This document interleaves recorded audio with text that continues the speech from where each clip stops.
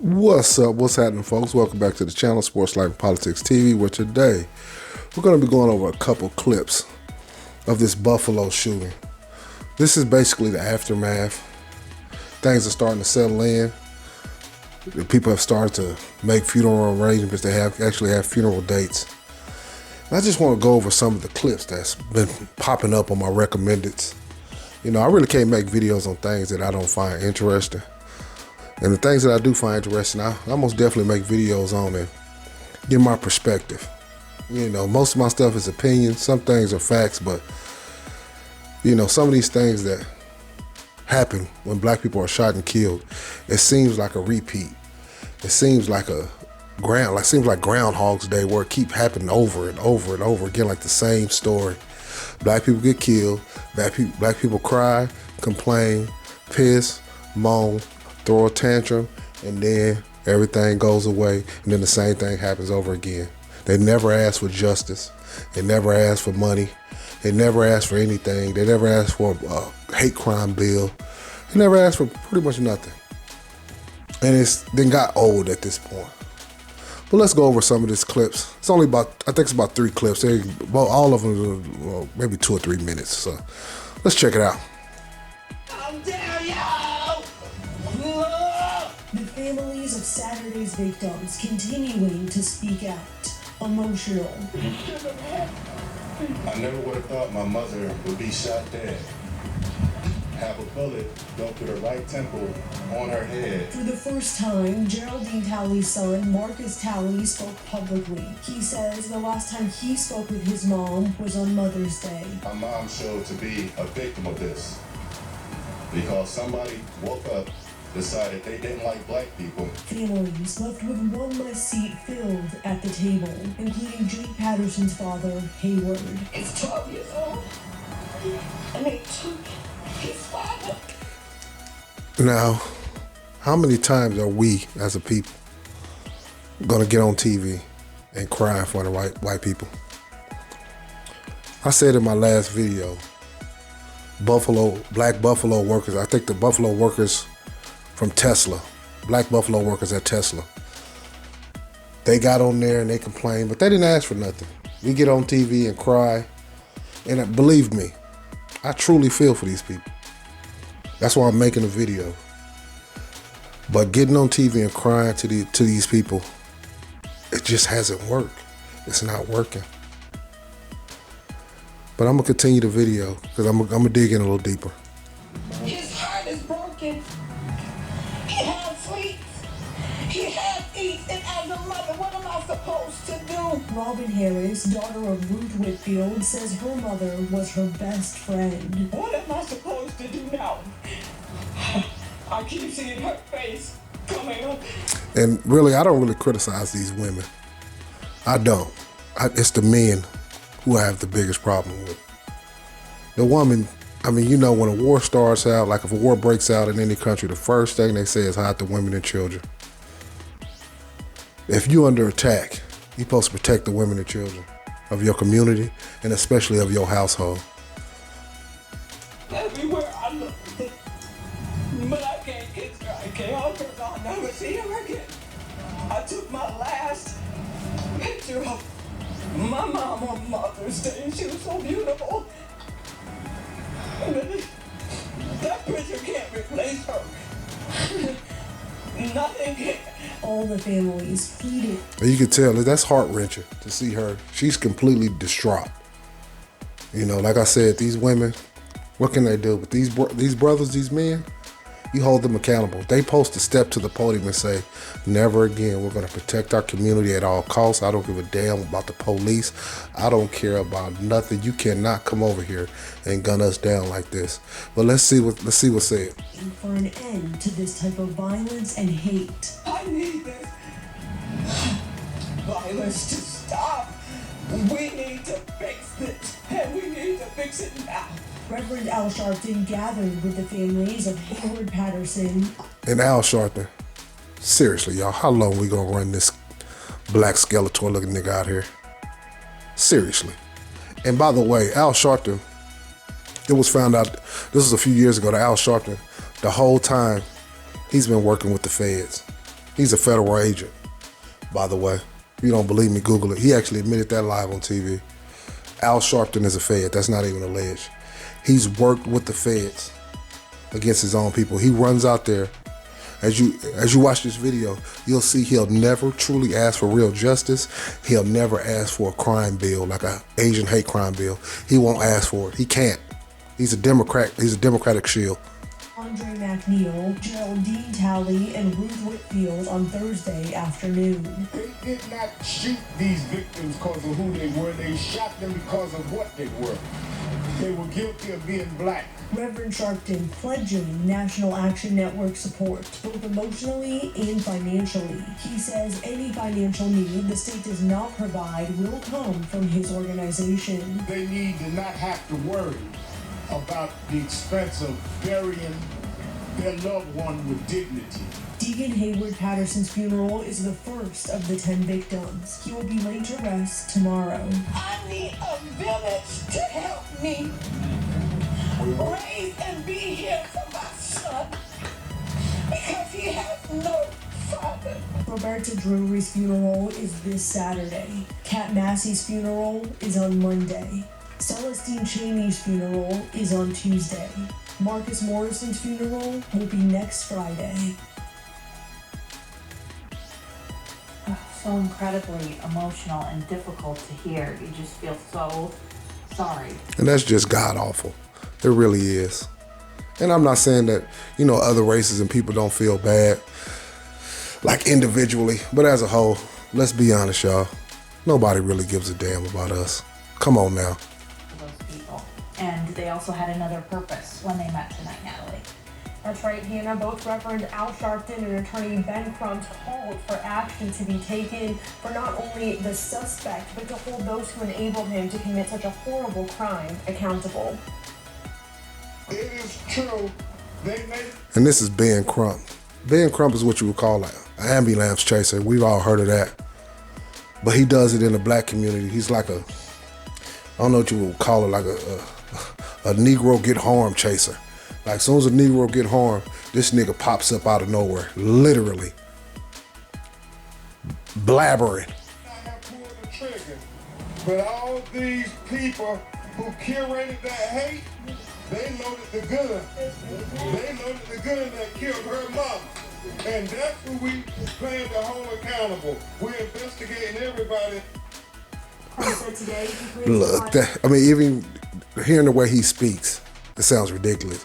Who killed her mama? He almost sound like a damn slave. It's just ridiculous, y'all. But, that's basically the end of that. Let me see. Yeah, that's basically the end of that. Let me go to another clip. Let me see. Let's check out this. Today, Buffalo Bills and Sabres owners Terry and Kid Pagula handed out food and other items alongside alums from both teams. The group spent the afternoon at the resource counter. So the Negro get killed. They start handing out turkeys. It's not funny, y'all, but do you see the ridiculousness? You got these Negroes up here taking pictures. You got white people up here handing out hugs. I'm going to ask the question again. Is the Negro a human Care Bear? Council on East Ferry helping with food distribution and even stopping to take some pictures and sign autographs before volunteering. They stopped by the site. That's the Negro right there. That's the Negro who actually talked to the killer. I already did a video on him. He was part of the video I did on Peyton Gintron. I did a video. This is him. He's at the thing. I knew something suspicious about him. He shows up again. Wow. And look at Roger Goodell. And I think this might be the Buffalo Bills owner right here next to Roger Goodell with the blue coat on. I'm not 100% sure, but I think so. Saturday's mass shooting laying wreaths down in honor of the victims. NFL Commissioner Roger Goodell joined them. The Jamestown native says he felt compelled to be here because he has a personal connection. Uh-oh. I'll be damned. Look at his t-shirt. This cake.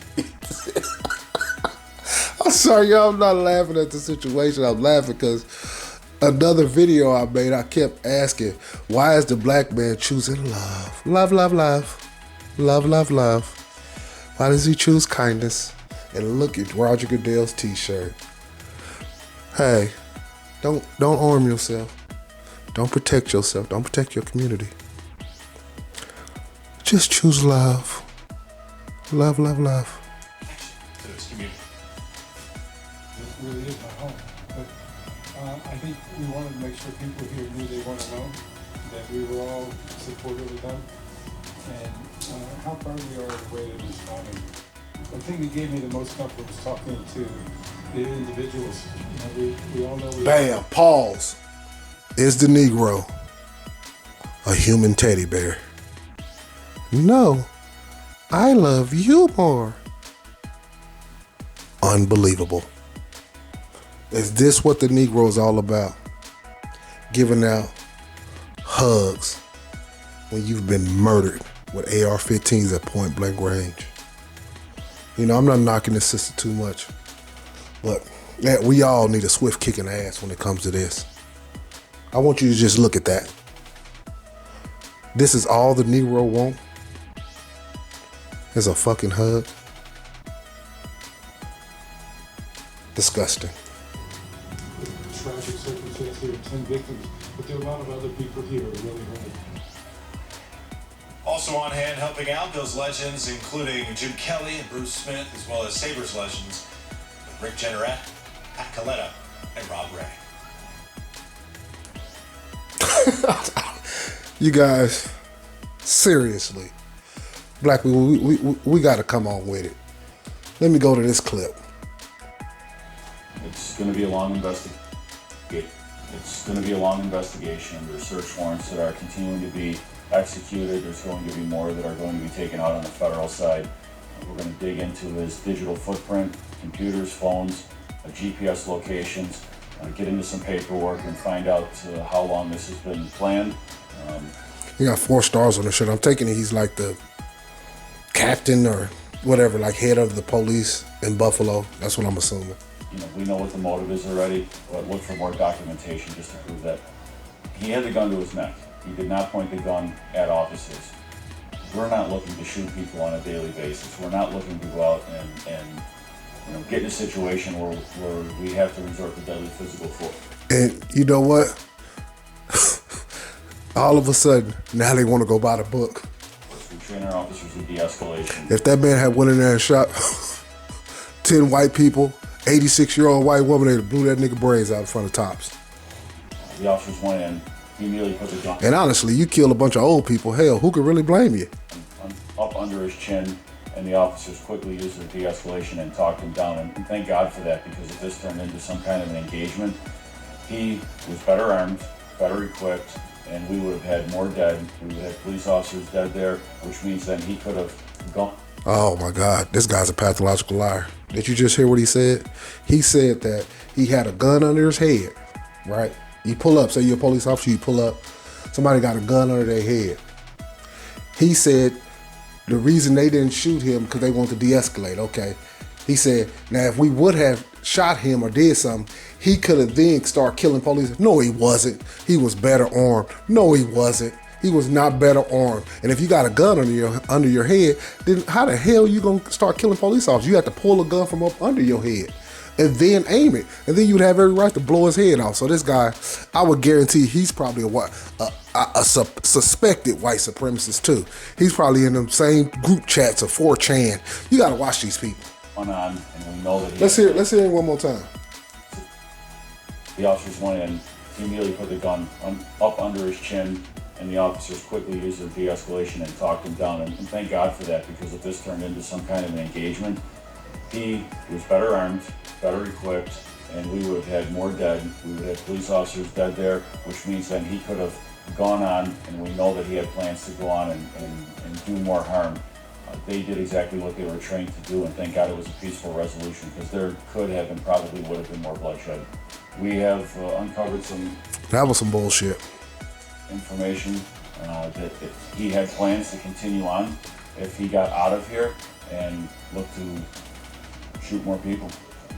It appeared that his plans were to drive out of here and then continue driving down Jefferson Avenue, looking to shoot more black people.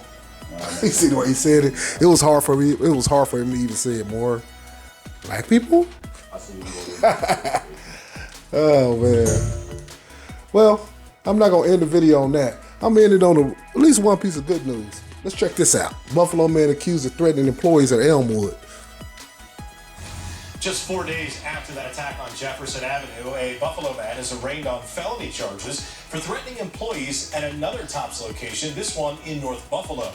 The district attorney's office. Hey, when he threatened them people at another Tops grocery store, they wore his ass out too, buddy. Somebody beat the brakes off him. They could. I wish they would have beat him. I wish they had both them eyes black. Somebody probably pulled him off. But they wore Andrew Marsh's ass out. As the judge arraigned 33-year-old Andrew Marsh this morning on charges of making a terroristic threat. They say he was asked to leave the Tops on Elmwood Avenue when he harassed another customer. They say Marsh made a threat to the manager and 2 other employees, referencing the shooting rampage. Hey, as soon as that man said something about the shooting rampage, they whipped his ass, Jack. As well they should have. Should have beat him into an inch of his life. At the Tops store on Jefferson. He faces up to 7 years in jail if he's convicted. Well, you guys, that's pretty much it. I kind of want to go over those 4 little clips and just basically say, hey, man, we don't have to be the human teddy bear, and we don't have to seek revenge, but by God, we do gotta goddamn me protect ourselves. We have to arm up, y'all, and we have to learn how to use weapons, and we have to become proficient with them weapons for protection. Because this man drove into that neighborhood because he felt that was a soft target. Because he actually did a little work. He actually did a little scoping out. He did his little what they call it, the little work where you go and look and see what's going on. He actually did that. So you just gotta, you gotta stay on your toes. I'm not saying it's just 100% can stop everything, but if it was more people armed and more people taking these threats seriously, they most definitely could have stopped him in his tracks. 100%. But hey, man, hit that like, hit that subscribe. I just took you on one hell of a ride. Peace.